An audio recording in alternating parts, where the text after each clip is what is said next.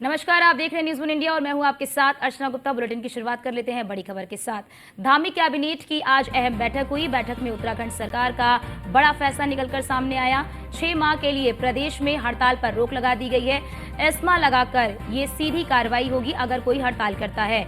भू कानून पर एक्सपर्ट कमेटी का गठन किया गया। कमेटी की अध्यक्ष जो है वो ACS राधा रितुड़ी होंगी और प्रमुख सचिव न्याय समेत 5 एक्सपर्ट शामिल किए गए हैं इस कमेटी में। 24 तारीख को भू कानून पर बड़ी रैली प्रस्तावित की गई है। नव वर्ष के मद्देनजर हस्तांतरण राशि की किश्त जारी की जाएगी और केंद्र सरकार ने राज्यों को टैक्स डिवॉल्यूशन जारी किया है और इसी के साथ ही 1815.71 करोड़ रुपए की धनराशि जारी की गई है। सीएम धामी ने PM मोदी का इसके लिए आभार जताया है।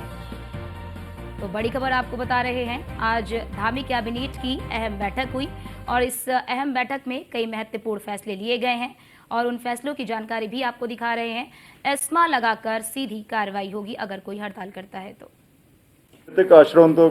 आश्रमों के लिए 195 पद जो पहले फ्रीज हुए थे उनको अनफ्रीज किया गया है, क्योंकि वहाँ वैकेंसीज भी काफ़ी हैं और काफ़ी लोग जो मृतक आश्रित है वो वेटिंग लिस्ट में थे। और पास में एक निर्णय हुआ था कि उनकी वित्तीय स्थिति देखते हुए इस पे बैन लगाया था, उसको हटा दिया गया। आप गिन लीजिए, क्योंकि कई ऐड हुए, कहीं वहाँ ड्रॉप हुए, तो आप गिन लीजिए। अगला बात आवास विभाग का था।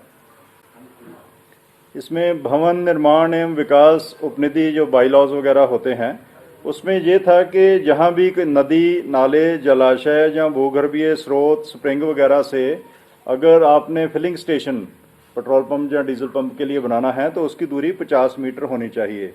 और इसमें देखा गया कि कई हमारे नाले छोटे बड़े बहुत हैं और छोटे से छोटे नाले से भी 50 मीटर की दूरी रखनी पड़ रही है, जिसमें व्यवहारिक कठिनाइयाँ आ रही हैं।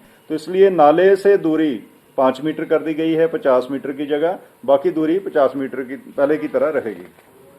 कर्मचारी सामूहिक बीमा योजना एवं बचत योजना है, जिसमें कर्मचारियों से थोड़ा सा धन लिया जाता है, जैसे 100 रुपया, 200 रुपया, 400 रुपया पे स्केल के अनुसार। और ये काफ़ी पुरानी चली आ रही थी व्यवस्था और उसमें कुछ उनको इंश्योरेंस भी मिलती है जो कम थी, जो क्योंकि कई साल हो गए इसको, तो उसको बढ़ाने का निर्णय लिया गया। इसलिए जो 100 रुपया था मासिक अभिदान उसको 350 किया गया, 200 रुपये की बजाय 700 किया गया और 400 की बजाय 1400 किया गया। इसी के अनुसार जो उनकी इंश्योरेंस का वैल्यू है वो भी 1 लाख से बढ़ के 5 लाख, 2 लाख से बढ़ के 10 लाख और 4 लाख से बढ़ के 20 लाख हो जाएगी। अगला मत औद्योगिक विकास का है। ये एक आपकी जानकारी में भी होगा कि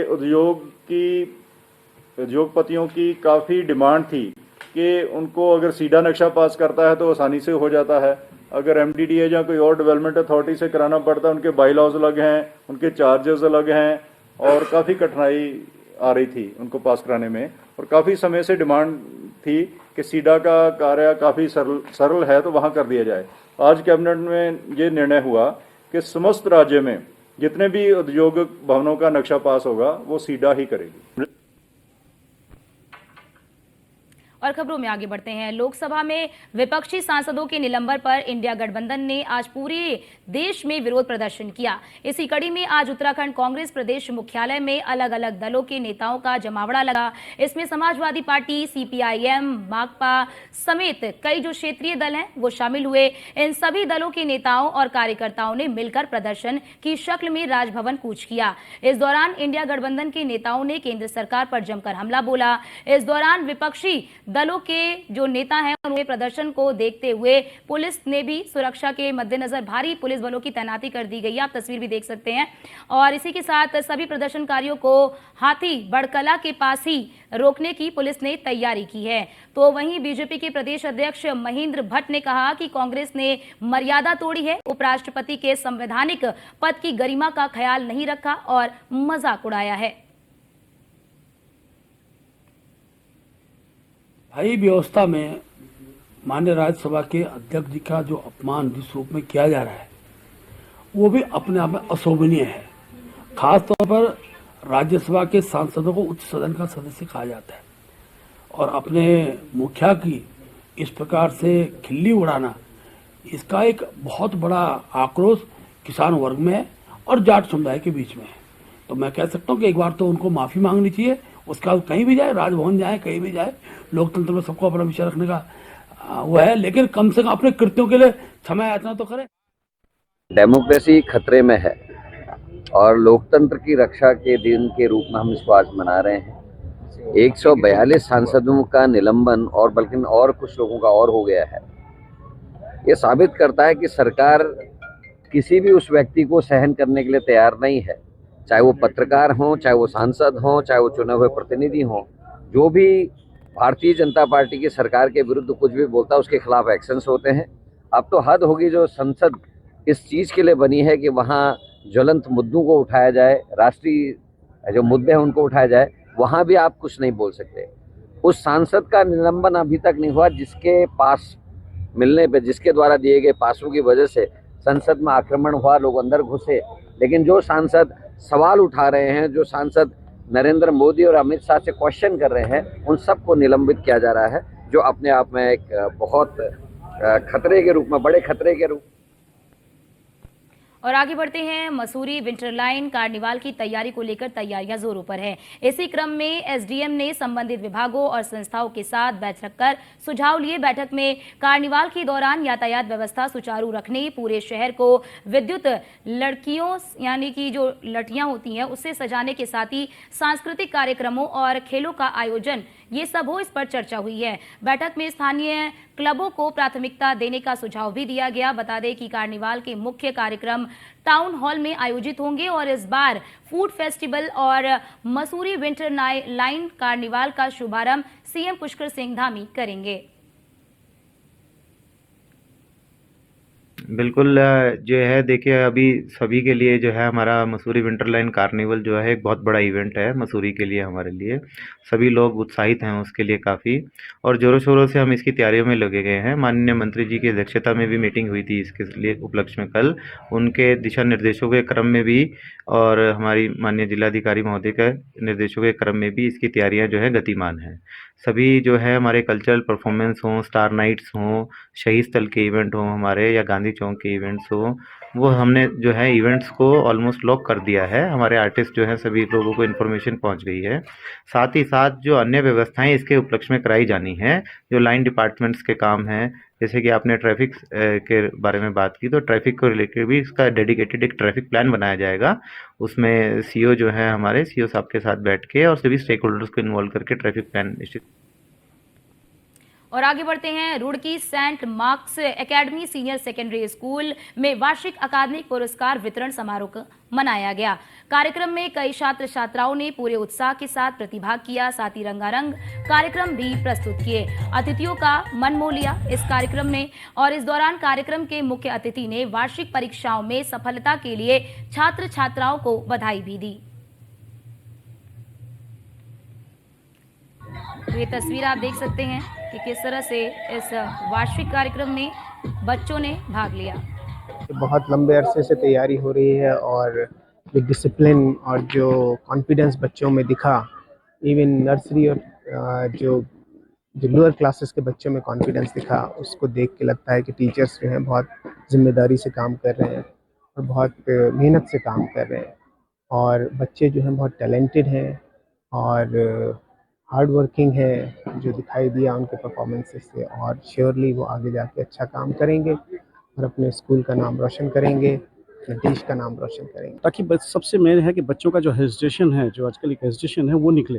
हेजिटेशन बच्चों का वो बहुत ज़रूरी है निकालना, उसको निकालने का काम ही किया जाए। यहाँ बिल्कुल आना चाहिए सभी स्कूलों को, मैं कहता हूँ स्कूलों को ये काम करने चाहिए, ताकि बच्चों का ये हमारे देश का फ्यूचर है, ये बच्चे, इनको हर तरह से आगे आना चाहिए। ये नहीं कि भाई इंजीनियर डॉक्टर बन रहे हैं, ये टैलेंट जो है ये भी कहीं ना कहीं बाहर निकल के कोई काम करता है। जो ये प्रोग्राम जो देखे कॉलेजेस में, वो स्टेज पर देखे, खुले आसमान में, ये पहली बार देखने को मिला। और इसकी सीमाएं, जितने आसमान बड़ा है वैसा ही इस कार्यक्रम विस्तृत था, और ख़ासतौर से बच्चों का कोऑर्डिनेशन इसमें गजब का देखने को मिला। और छोटे बच्चों का कार्यक्रम जिसमें 60 बच्चों ने एक साथ सामूहिक डांस किया। ये लोकसभा चुनाव से पहले उत्तराखंड में एक बार फिर मूल निवास का मुद्दा जोर पकड़ने लगा है। विभिन्न जन संगठनों ने 24 दिसंबर को दून में आहूत मूल निवास स्वाभिमान रैली को सफल बनाने के लिए कमर कस ली है और इस मुहिम में विभिन्न क्षेत्रों से जुड़े नामचीन लोग भी वीडियो संदेश वायरल कर रैली को सफल बनाने की अपील कर रहे हैं। प्रसिद्ध लोक गायक नरेंद्र सिंह नेगी ने भी वीडियो संदेश जारी कर रैली को सफल बनाने की अपील की है। लोक नायक नेगी ने वीडियो संदेश को जनता वायरल के अलावा भी अपने सोशल मीडिया के स्टेटस पर भी उन्होंने लगा रखा है और नेगी के अलावा कई अन्य प्रमुख और आम लोग जो हैं वो सोशल मीडिया के जरिए मूल निवास स्वाभिमान रैली के समर्थन में प्रचार अभियान चलाए हुए हैं। प्रदेश के इस अहम मुद्दे पर जन संगठनों की हुंकार से प्रदेश में राजनीतिक हलचलें बढ़ने लगी हैं। एक मूल निवास स्वाभिमान महारैली का आह्वान किया है और ये महारैली ऐतिहासिक होने जा रही है। उत्तराखंड के इतिहास में एक बहुत बड़ी ये महारैली होने जा रही है। पूरे उत्तराखंड में एक अलग सा माहौल हम देख पा रहे हैं। इस महारैली का हिस्सा मानना है कि उत्तराखंड में मूल निवास की कट ऑफ डेट 1950 होनी चाहिए। यहाँ के जो रोजगार है, नौकरियां हैं, यहाँ के जो तमाम तरह के संसाधन हैं, उस पर पहला हक उत्तराखंड के मूल निवासियों का होना चाहिए। देखिए 24 दिसंबर को होने वाली एक रैली ऐतिहासिक रैली है। मूल निवास स्वाभिमान महारैली इस रैली को नाम दिया गया है और मूल निवास की जो ये एक हक हकूक़ की लड़ाई है, जो उत्तराखंड के जनता से मूल निवास के अधिकार जो छीन लिए गए हैं, जल जंगल ज़मीन के जो अधिकार जो छीन लिए, उसके खिलाफ ये एक रैली है और अपने मूल निवास की मांग को लेकर है कि उत्तराखंड की सरकार ने जो उत्तराखंड की जनता को स्थायी निवासी बना दिया गया है इस राज्य में, उसके प्रतिरोध में पौड़ी में पुलिस के द्वारा यातायात सुरक्षा अभियान के तहत 15 दिवसीय विशेष अभियान चलाया जा रहा है। अभियान के मद्देनजर शराब पीकर वाहन चलाने वाले, रेस ड्राइविंग करने वाले और ओवरलोडिंग करने वाले के खिलाफ लगातार कार्रवाई की जा रही है। एसएसपी पौड़ी श्वेता चौबे ने बताया कि अभी तक 20 वाहनों के स्वामियों के डीएल पुलिस ने जब्त किए हैं, जबकि 18 वाहनों को पुलिस ने सीज किया है। इसके अलावा 180 वाहनों का चालान पुलिस ने काटा है। इसके साथ ही फुटपाथ पर बने गैराज पर भी पुलिस के द्वारा लगातार कार्रवाई की जा रही है। उन्होंने कहा कि फुटपाथ पर बने गैराजों को कतई भी बर्दाश्त नहीं किया जाएगा। उन्होंने बताया कि इसके साथ ही अस्थायी वाहन खड़ा न करने हेतु पुलिस लगातार लोगों को जागरूक कर रही है और कोटद्वार श्रीनगर में सड़कों के किनारे खड़े वाहनों को क्रेन से हटाने का काम भी किया जा रहा है।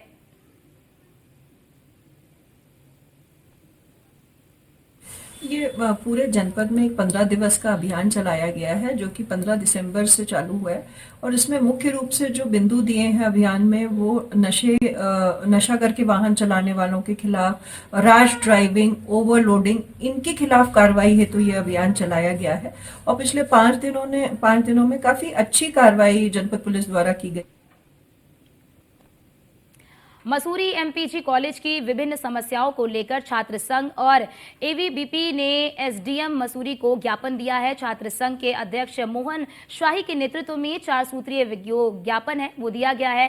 छात्र संघ के अध्यक्ष मोहन शाही ने बताया कि ज्ञापन में कई मांगे शामिल है, जिसमें सौंदर्यीकरण, महाविद्यालय के बाहर पार्किंग व्यवस्था और छात्र संघ भवन का निर्माण किया जाना है। इसके अलावा कक्षाओं की साज सज्जा के लिए पेंट जो है वो करवाना है और इसी के साथ ही दीवारों की साफ सफाई किए जाने को लेकर ज्ञापन दिया गया है और भी आगे कई सारी मांगे की गई हैं और कहा है कि इन मांगों को जल्दी पूरा किया जाए, जिससे कि छात्र छात्राओं को साफ सुथरा कॉलेज के साथ साथ शिक्षा का बेहतर वातावरण भी मिल सके। उन्होंने बताया कि कॉलेज की जमीन पर कई लोगों ने अतिक्रमण कर कब्जा कर लिया है, जिसको हटाने के लिए भी जल्द ही जिला प्रशासन और मसूरी नगरपालिका प्रशासन को ज्ञापन देकर अतिक्रमण को हटाने की मांग की जाएगी।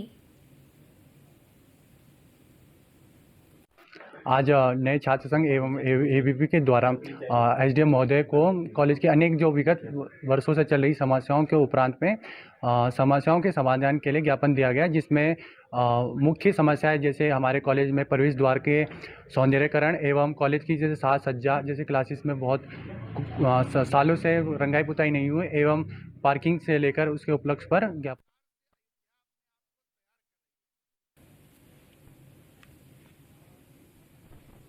हल्द्वानी में गोला खदान कारोबारी के विरोध के बावजूद खनन कार्य शुरू हो गया है। भारी सुरक्षा व्यवस्था के बीच गोला नदी से खनन का कार्य हो रहा है, जिसके लिए सिटी मजिस्ट्रेट एसडीएम के साथ ही तहसीलदार को भी तैनात किया गया है। खनन के निजीकरण और वाहनों के फिटनेस प्राइवेट में होने के विरोध में खनन कारोबारी पिछले लंबे समय से आंदोलन कर रहे हैं। वहीं प्रशासन और वन निगम ने गोला के शीश महल और राजपुरा गेट से खनन कार्य शुरू कर दिया है। हालांकि खनन कारोबारी का विरोध अभी भी जारी है। कोई ऐसा विरोध नहीं है, शांतिपूर्वक चल रहा है। जो वाहन स्वामी अपने वाहनों को भेज रहे हैं, खनन का कार्य सुचारू है। ये आप जैसा कि आप देख रहे हैं कि जो हमारा ये अभी फिलहाल शीश महल गेट है, इसके अलावा अन्य गेट हैं, सभी प्रारंभ हो गए हैं और इनमें खनन का कार्य कल से ही प्रारंभ हो गया था। कुछ लोगों का विरोध था अनावश्यक, वो लोग कुछ लोगों को रोक रहे थे। सिर्फ उस व्यवस्था को बनाने के लिए यहाँ पर मॉनिटरिंग के लिए हम लोग यहाँ पर मौके पे आए हुए थे कि व्यवस्था रहे और किसी तरीके की किसी को कोई परेशानी ना हो। अपनी स्वेच्छा से ये लोग नदी में खनन के लिए गए। मसूरी में वन प्रभाग और हस फाउंडेशन में क्षमता निर्माण प्रशिक्षण और अग्निशमन उपकरण वितरण कार्यक्रम का आयोजन किया गया। इस कार्यक्रम का आयोजन मसूरी वन विभाग के सभागार में किया गया, जिसमें कैप्टी मंत्री बता चले आपको कि बंदरी घाट जौनपुर देवलसारी के 100 से अधिक वॉलंटरी फॉरेस्ट फाइटर ने शिरकत की, जिनको कार्यशाला के तहत वन अग्नि से बचाव और पर्यावरण संरक्षण को लेकर जानकारी दी गई। तो वहीं मसूरी वन विभाग के डीएफओ अभिषेक सिंह ने बताया कि हंस फाउंडेशन और मसूरी वन विभाग के सहयोग से क्षमता निर्माण प्रशिक्षण के कार्यक्रम को लेकर कार्यशाला आयोजित की गई, जिसमें लगभग 500 ग्रामीणों को वन अग्नि के बचाव को लेकर दिशा निर्देश भी दिया जा रहा है। साथ ही साथ हंस फाउंडेशन और वन विभाग के जरिए फायर फाइटिंग उपकरण दिए जा रहे हैं और हंस फाउंडेशन के द्वारा वॉलंटरी फॉरेस्ट फाइटर का ग्रुप इंश्योरेंस भी किया जाएगा। डिवीजन के साथ ये एक basic course on fire fighting हुआ है, जिसमें हमारे प्रोजेक्ट के तहत हमने वॉलंटियर फायर फाइटर्स को चूज़ करा था हमारी जौनपुर रेंज से, जिसमें हमारी 4 रेंजेस आती हैं, कैंपटी, भद्रीगाड़, जौनपुर और देवलसारी। तो कुछ फायर फाइटर्स आज हमारे लगभग 150 के करीबन हमारे वॉलंटियर फायर फाइटर्स आए हैं।